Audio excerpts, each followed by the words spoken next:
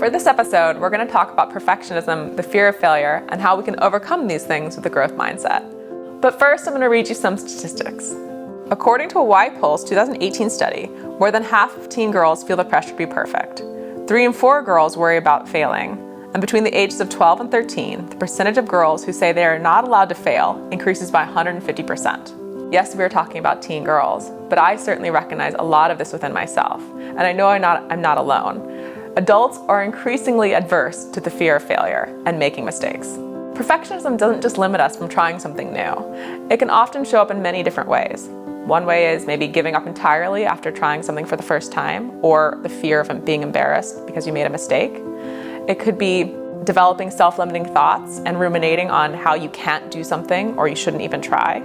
Taking constructive feedback, and this is my personal one, and ruminating on that feedback of how, again, you failed somebody else or disappointed somebody. And lastly, avoiding taking risk altogether. And I'm not talking like massive risks like jumping out of an airplane, although that may be where it starts.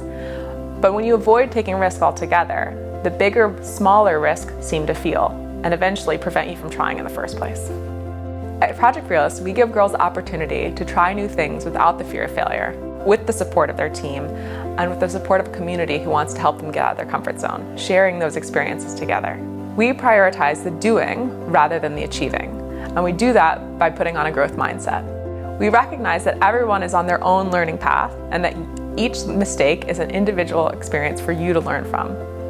Instead of learning from our mistakes, we catastrophize them and ruminate on them. However, if you use a growth mindset, you're going to use these mistakes as learning experiences and be kinder to yourself in turn. As a recovering perfectionist, I can tell you for me, feedback is incredibly hard for me to receive. I'm working on it, and I have to use my growth mindset all the time. I remember the first time when I received some feedback from a parent from one of our courses, and immediately I wanted to shut down. My immediate thought was, I failed them, I failed her, I failed the daughter, we're closing Project Realist down, end of. That way I can't possibly fail again. But after a deep breath and a couple of realizations that my impact was greater than this one tiny mistake, I could actually learn from this. How could I take this on board and learn from it to not only make myself better, but make Project Realist better?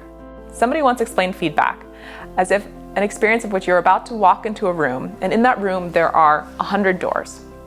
Right before you walk into that door, somebody whispers to you, hey, by the way, it's not door 1, 2, or 3. Now, I could either take that as, oh my God, I was going to take 1, 2, or 3 and I failed and I've hurt this person. But in fact, what they've told me is, by the way, it's just not those. Now you have all these other doors to try out to make sure you find the right one that works for you. Now, just as I mentioned before, adults are extremely adverse to making mistakes. So as much as I'd love to say, right, adopt a growth mindset, and just like that, you will live a happy, learning life and no mistakes will ever hit home. That's not the case. However, your brain, just like your quads, are a muscle that you can exercise, you can grow. In skateboarding, it's easy to see how muscle memory helps you become a better skateboarder. Every time you fall and get back on, your body is thinking, ooh, I don't want to fall again. I don't want to get hurt.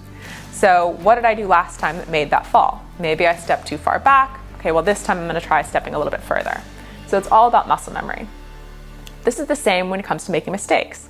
So when you make a mistake, instead of saying, oh, I failed, end of, with a fixed mindset, you could say, okay, I failed. What can I learn and grow from this experience? Your growth mindset will in turn grow your brain, but it'll also build your resilience and your flexibility in life. We're currently living in a world where everybody's highlight reel is constantly updating and constantly in our face. It's important to recognize that we are each on our own learning experiences and we're each taking one step at a time to do the best that we can. So if you keep your growth mindset hat on, you can be kinder to yourself as you make mistakes and recognize that probably a lot of people, to get to where they were, fell down quite a bit and got back up every time.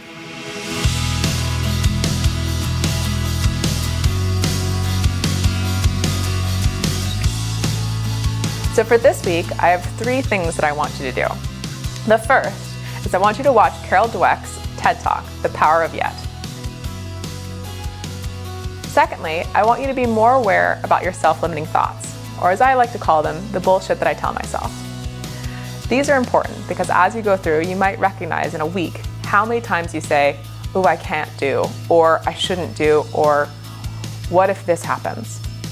The more you're aware of them, the more you can start counteracting them with truths or adding a little yet.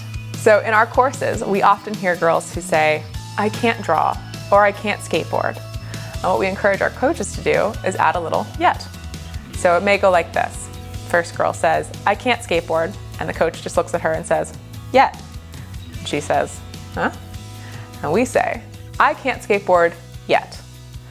And the first thing that always happens is one, a little smile, a little bit of an eye roll because she's acknowledging that you're right. But I promise if you use this little exercise, not only will you have maybe a little eye roll, but you'll also remember me giving you a high five saying, you're doing it. And your growth mindset is expanding. The third thing is a fear dump. And this has a long explanation. You'll find more resources on this webpage. The fear dump is something that we've used as a team at Project Fearless to help find your support system and know that you're not alone in your fears, but also recognize who do you have on your table to come help you combat those fears. I'll give you an example. Last year, we were about to start our first courses ever. And all of our coaches had never done something like this. So you can imagine we had a lot of fears. The first thing in your fear dump, what you're gonna do is individually, you're going to write a goal or an event or something you wanna do. Maybe it's you want to talk to your job about getting a bigger pay raise. Maybe it's you want to change your career entirely. Maybe you want to throw a big event. And you have a lot of fears about doing this. You're going to list out all your fears. For instance, for us, we were about to run this course. So our fears were anything from what if somebody falls and breaks their arm? What if we have helicopter parents? What if we don't have enough time to get through everything we need to do?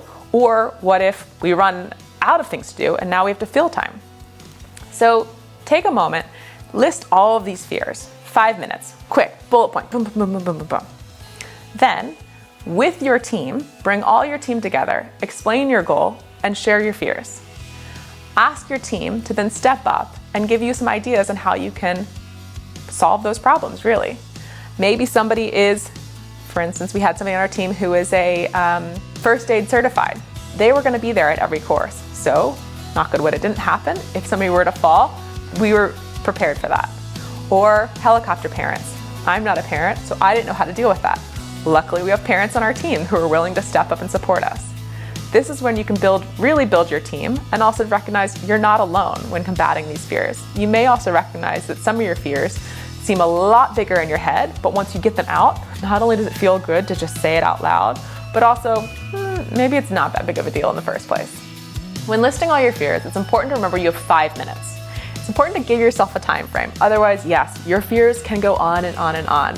However, with 5 minutes, you can get the ones that are really at the top of your chest, bullet point them, and then you're gonna bring your team in for backup.